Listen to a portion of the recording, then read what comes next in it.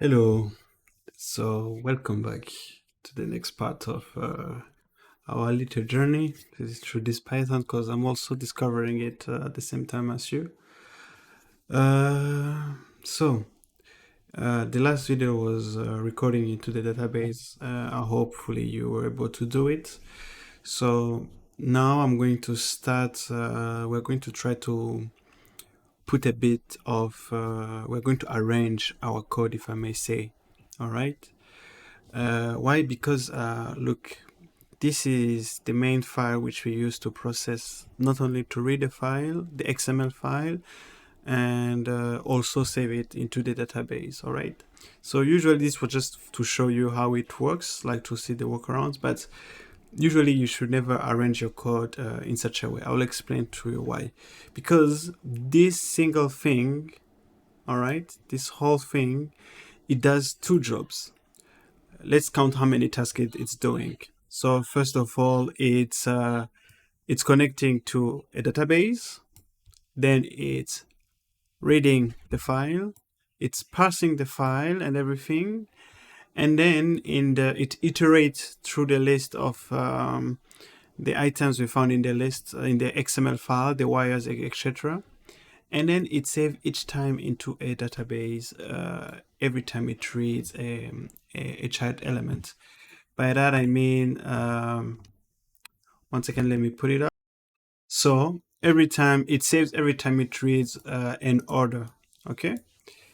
So as you can see, imagine this is just a normal application, just a small thing we're running. Now imagine you have like an application which does so many things. It's very hard to know what is doing what. And also in computer programming, we have something called unit testing. So unit testing means you have to test bits of your code. So the unit test helps you to make sure every time in the future when you are writing a first version of your code and you're writing a second one, a unit test helps you to know that you're not breaking things. And for that, I'll pull up a small picture I've done. So let's say first of all, we are going to, so a unit test test a small part of your code, as I was saying. Right now here, the code I've written, they are grouped into, we have two different functions. We have a function which is in charge of additioning. So let's say you have 12 plus 12. So the unit test will make sure that every time you do give it like 12 plus 12 equals 24. So that means your addition is working properly. For example, if you subtract, same thing. If I may say, if A equals to 4 and B equals to 2, I should always make sure the return value is 2. So a unit test, you always have to give it an input and an output. So it takes an unit test always takes an input and output, and then it compared the output value it received from your bit of code which has been executed and the value you gave it. For example, I'll say addition, I'll give you 12A, 12B, and the expected output should be 24. And then the unit test will run this code on its own, and then it sounds like it's 24. It'll be like, yeah, correct. Your function or your bit of code is actually working properly. They say, and if it's 25, it means something is wrong, something is not working properly, and then you have to see. So understand now you have all these small block of code throughout your applications, and each one of them is tested, so you can know for sure. You can modify your code in the future, and if something breaks, you will get to know. So let's get back to our original code here. So here I'm going to split this code into two parts because I can only see it does two things. It reads the XML file, all right? It will parse it and fetch the data from it. So these guys here, this child nodes here, all this data here, and then after it has them, it saves them into a database. Okay, so we're going to separate those two. We're going to have two functions. One function that reads a file and keep the data from it. Like let me parse this file, let me take the data from it. And another one which only connects to the database and then save that data into a database. Okay. So as you can understand, those two functions will have to communicate with each other. So in order to do so, because one will pass the file and then pass them to the other function which save into the database. So in order to do that, there's something called a data class. So a data class, it's like a class. It's something that holds the data and you're passing it by, So but you will understand as more we do more exercise over time. All right. So what you're gonna do is you come here, you create a new folder, or this is optional, but just for readability, it's good because when you work with a lot of people, so you have a code which is more readable. So we're going to create something. Just bear with me, and over time it will make sense. So you create a new folder. So I'll call it model. Okay. And then here I'm going to create a new file, which I'm going to call wire, because we are dealing with wire. And I think it's pi. I should write pi. So we have a wire pi. So for that, what you're gonna do now is you have to write from data classes import data class. Okay. Then you write class wire. You call it just the same as the name of the file you created above here. So it's gonna give you an error if you don't do. Then you do data class. Okay, we annotate it. That's what it's called, I think. Then now we start to write all this data we are going to save. Right? So we know we have a file ID in our wire. We want to save into the database. So this will be the data we have to pass later to the function which save into the database. str means string. We know we have the origin. Again, str. We have a file date. So str. And then we have execution date. Also str. Sorry if you can hear my sister singing. Then we have the beneficiary account. Also str. Okay. Then we have the origin account. Also, you just do str. You can do int or whatever. This is just for readability, like when somebody comes. What I'm saying here is str, you can just put integer, I think. I'm not sure, but we'll figure it out over time. Wire amount str. It's not supposed to be str. It's supposed to be a double, because it's a decimal. Anyway, wire amount currency, also str. Okay. Once this is over, now what we're gonna do is we're going to come here, and I'm going to first remove all these connections here in the same code. So I'm going to create a new function here called def. We call it, how should we call it? Save wire. We call it save wire. Okay. And it takes a list of wires, because this one will hold each value of an order here based on all this data. So we're going to have a list of those, like 3 of them. Correct. So we have to say we're going to have 3 wires. So I'll just say it's wire list. You can call it anything you want. You can even call it Kevin list. Kevin list. It's a list. It's just a list, because the function takes a parameter. It takes an input and it produces an output. Always just keep it in mind. It takes an input, it takes an output. However you name these things, it's up to you, because anyway this will be your input and later it will have an output. Okay. And but it's always best to rename it into the name which is more readable, like somebody can just come and read your code and can understand what's going on. So all right, so we are done here. Then as you're gonna see, I'm gonna cut this part here,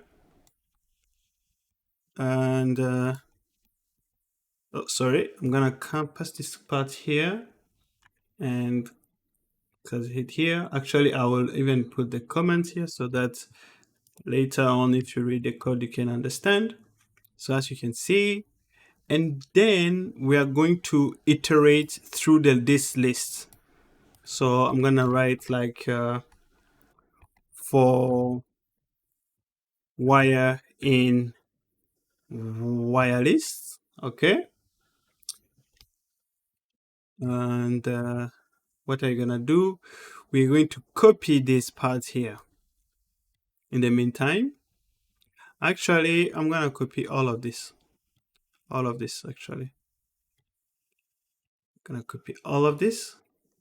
Make sure it's within the for loop because you already know how Python works. So it has always to be between this. Oh, here, I forgot to put this. Okay. So we have first the connection to double database. And for each wire in the wire list, we make a loop and we try to save it into the database. Okay. So this is an issue here. We just do this. We have to make sure. All right. Now that's great. And yeah. So now we're going to create a new function which is only job as input is to take the path of a file and then give back a list of the elements on however we restructure them. So by structure means the way we structure file ID, origin, etc., etc. But you can do it as in any way you want. Okay. So okay, this first we're gonna close it. So I'm gonna call it def let's call it process file. Okay, gonna do this, and then here it should take something called a file path. All right. So the file path we're gonna pass later will be this. So I'm going to copy all of this, cut them. Actually, we cut them. And oh, sorry, this is me with Java. It's actually like this. Sorry, what am I doing? Because I do mostly Java. So we just make sure it's not on this line here because it's showing error. You know how it is. Okay. Okay, so now it's telling me execution date is not accessed, whatever. So now what we are going to do is just before this, we are going to create something called a list. We're going to instantiate a list. So I'll call it my wire list. You can call it anyhow you want it. This is going to be our input to the next function, as you remember. So like this, okay. And now here, sorry, here it's an error. You see it's showing an error because it's here. It's supposed to be within the for loop. So you have to do this, this, this, this, this, this. All right, now it should be good. So it should be within this. So what now we're going to do is we're going to create a wire item. A wire item will be will use this wire data class. So just call it wire item. You can call it anyhow you want. So a wire item, to create it, we're gonna do wire. It's gonna show me a view problem. It's say it's not finding it. So you can import it. So to import it, either you click there, it will fix it on its own. Or what you can do is here, you can import it because remember, we created it in another folder. So you just come here, you do from model wire, and then you do like import wire, like import it as wire, whatever. So now we have wire, and then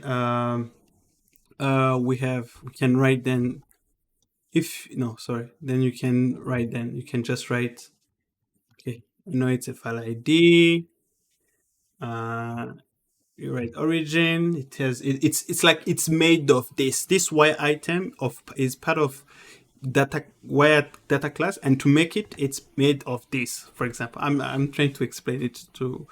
So file date. All right. Execution date. Beneficiary account. Origin account. Wire amount and wire amount currency. Okay. Uh, I don't know why it's still showing an error here.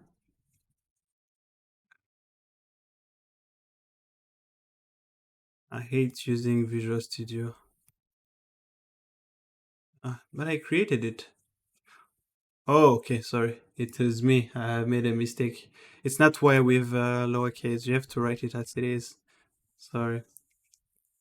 So we have wire, and that's it. And then once we are done, we're still in the for loop, right? Look at this line. We come back here, and then what we do, I said save wire, and no, sorry. First, before each wire item we create, we're gonna add it to the list. So I do my wire add list, and then I do append, and I just write wire item. Sorry. So as I was saying, then this is how you add to a list. So you do append when you want to add items to the list. Okay, we keep the concept of items, and pretty much that's it. And then we get out of the loop. All right, because now our list has all the items we need, and this is what you call the save wire. You remember below, and we just pass it as an input my wire list, and then it's what it's gonna do, it's gonna take the input and then it's gonna produce the output. So the output will be what? The output will just be to save into the database. So one thing left, there's two more things left. So here you see it's showing me there's an error. It's like, why is it an error? Because I copied earlier. So you have to make sure, you see it's showing me like there's an error here. So you just remove this, because this was from the previous code, right? So here, remember, it's for wire in the wire list. So here we're gonna call the wire. We say wire dot file ID. Is it within? Actually, it's not within. You see? Sorry, I have to do this. Why there's so there's cursor. Yeah. So it's like this. I think should be okay. Okay, why it's not working? We create it here with as cursor. Okay. Yeah, no, it should be this one here. So we do wire. Why it's unable? It's like it's unable to find it. Why? So there was some error, so I removed it. So just come back here and then do with. I'll first show you how it was first. It was like this. Let me go back.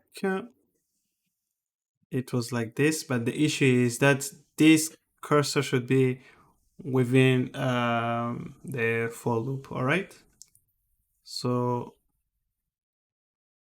I did just do. I don't know why it's giving me an error. That's why I don't love Python, to be honest. But to me, I'm coming from a different programming language, and why it's not, because it's an intended amount doesn't match.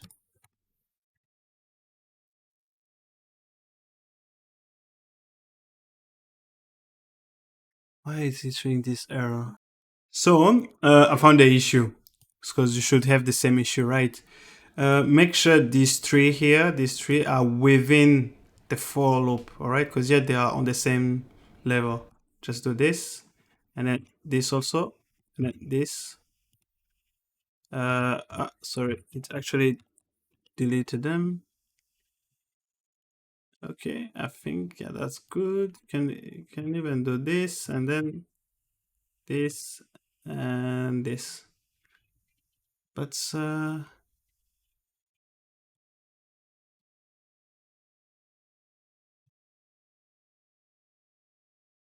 I just fixed it. Okay, I found a way to fix it. In case you have the same issue, right? What I did was I just did this. That's it. And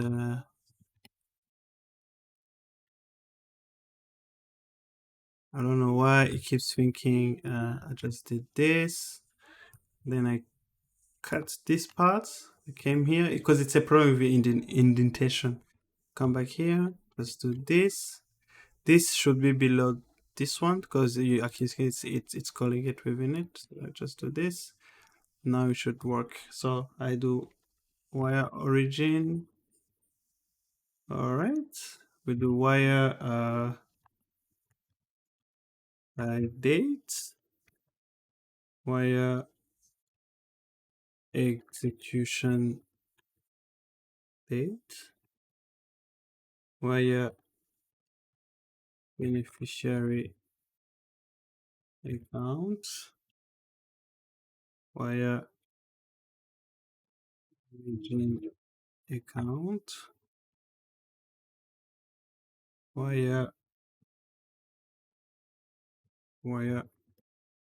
amount, wire, then we do wire wire amount currency.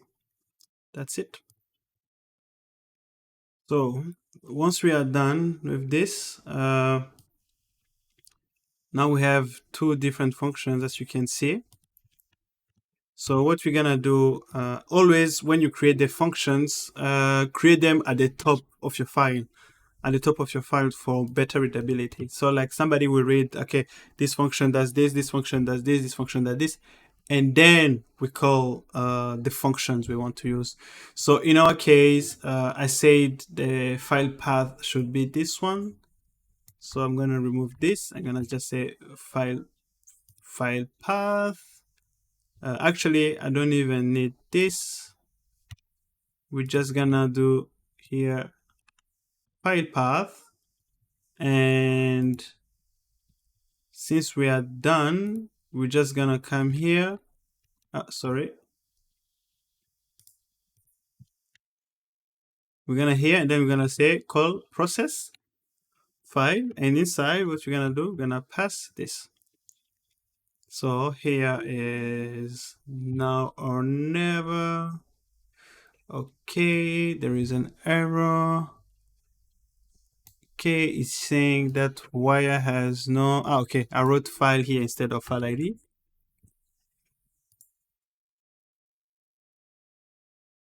Okay, it's processing.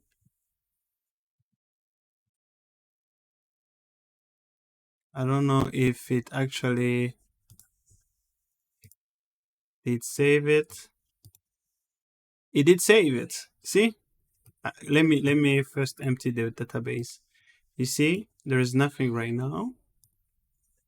And I'm gonna run it again. And bingo! Everything is properly written in there. So now what I'm going to do now, we are done. I'm going to commit. So we come to source here, and then we say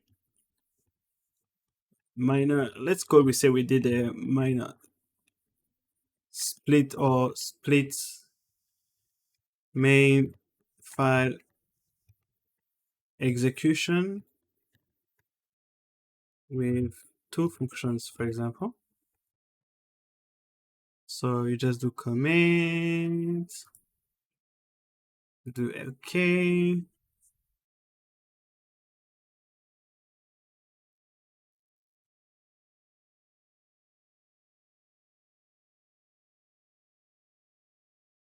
Mm, I think that's it. So this is the commit.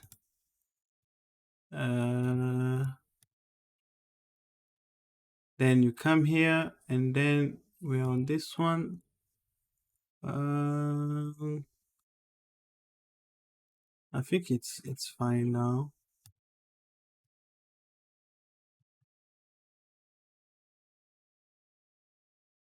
Sorry. No, we just do push. Sorry, come here, then you push. So now it has been pushed. All right. I think we have Visual Studio is a bit, honestly, even for me, I'm still lost how it works and everything. And if necessary, I think we will have to switch to another application which is much better called PyCharm. I think you even have it. Way easier, way much better to work with. Catches the error. You see, like those small errors we're having here. You know, it's harder to get them with PyCharm. So I hope you're able to get some new knowledge. I will check in the GitHub to check. I think if I come to XML processing, I can see the new code has been sent. You see, it's showing the new code and everything. It's always up to the site to see. All right. Bye bye.